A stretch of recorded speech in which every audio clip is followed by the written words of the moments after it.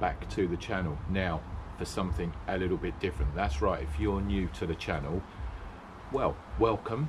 If you're an existing viewer, then this is going to be something a little bit different, because although we do a lot of focus on football shirts today, well, it's the only day of the Premier League season for the EFL.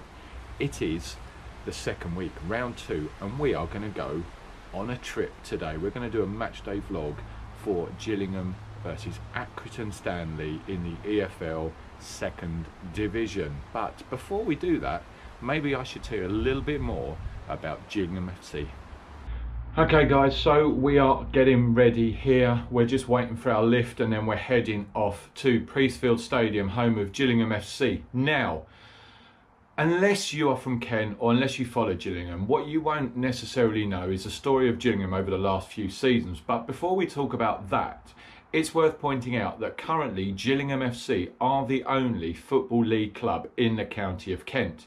Now that has been much the same way for many years, with the exception of a few years when Maidstone United came up into the Football League, and for once we had a local derby.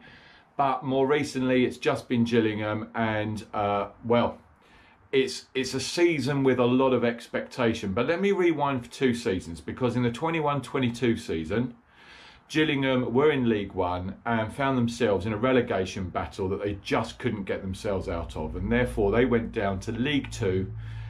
And I guess, like for all fans, when your team goes down, you don't necessarily think you have a right to bounce back up, because those lower leagues are pretty competitive. Well, that proved the case, because the 22-23 season came, but by December Gillingham were languishing 5 whole points at the foot of League 2, with the imminent threat that they could actually go out of the Football League, which as a local fan would have been horrendous to see. They'd scored just 7 goals and we really didn't know where the goals were going to come from. However, 2 days before Christmas, in the form of a little video put out on Twitter, the Gillingham fan base was introduced to Brad and Sharon Gallinson, and, well, American saviours. They have completely revitalised the club. In that sort of window between them joining at Christmas and the end of the January transfer window, they put a bit of money in, which enabled Neil Harris to invest in a few key players that helped deliver what was an amazing second half of the season.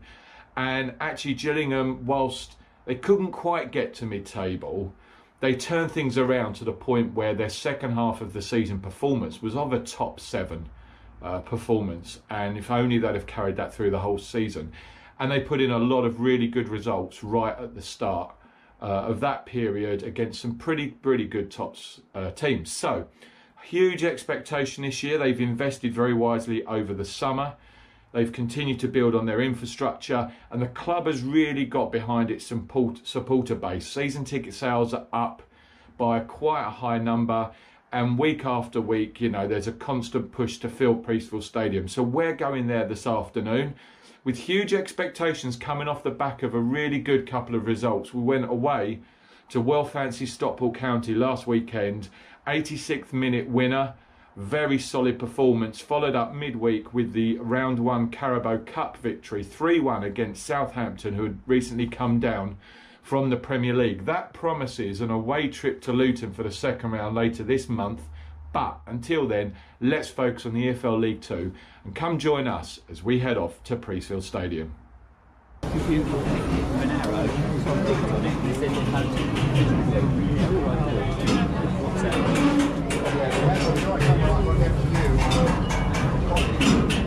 Hello mate, good, thank you.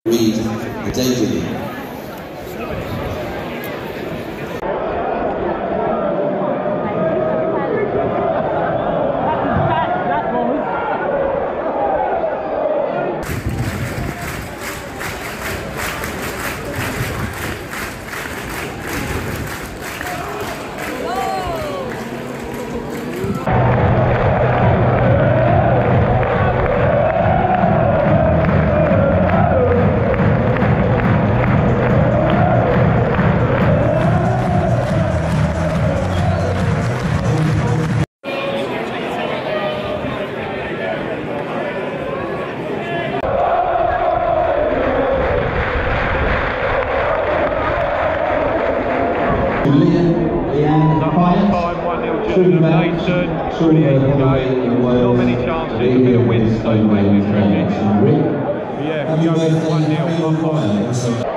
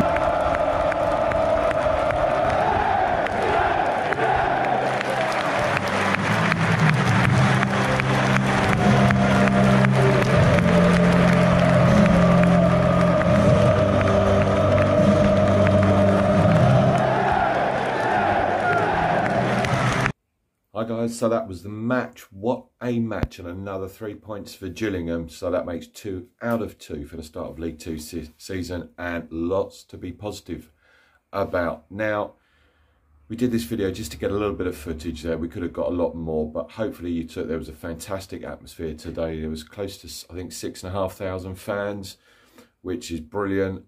We need to keep pushing to get more fans in the stadium.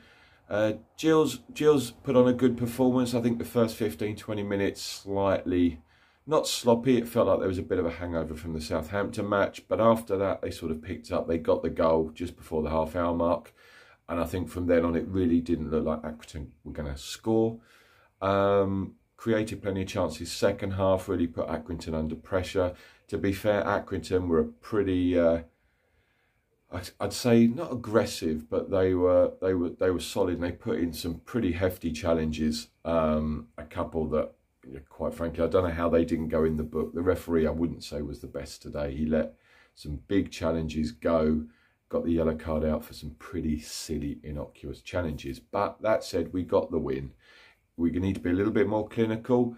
I think we've got a run of 6 or 7 games now where, you'd like to think we can take quite a nice amount of points.